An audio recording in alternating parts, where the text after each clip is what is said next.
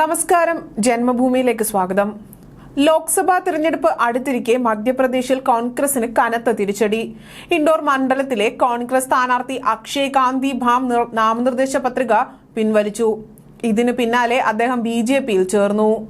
BJP MLA Ramesh മേണ്ടോലയ്ക്കൊപ്പം കളക്ടറേറ്റിലെത്തിയാണ് Akshay കാന്തി ഭാം തന്റെ സ്ഥാനാർത്ഥിത്വം പിൻവലിച്ചത്. ഇതോടെയായിരുന്നു മണ്ഡലത്തിൽ നാടകീയ സംഭവങ്ങൾ അരങ്ങേറിയത്. ശങ്കർ ലാവ്ണയാണ് ഇൻഡോറിലെ BJPയുടെ സ്ഥാനാർത്ഥി. കോൺഗ്രസ് നേതൃത്വവുമായി നിലനിന്നിരുന്ന അസ്വാരസ്യങ്ങളുടെ തുടർച്ചയെന്നോണമാണ് അക്ഷയ് പാർട്ടി വിട്ടത് എന്നാണ് സൂചനകൾ ലഭിക്കുന്നത്.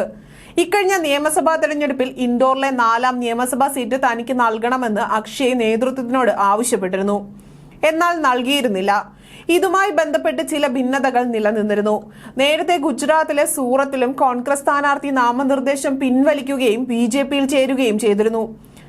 ഇതിന് തൊട്ടു പിന്നാലെയാണിപ്പോൾ മധ്യപ്രദേശിലും സമാന സംഭവം ഉണ്ടായത്.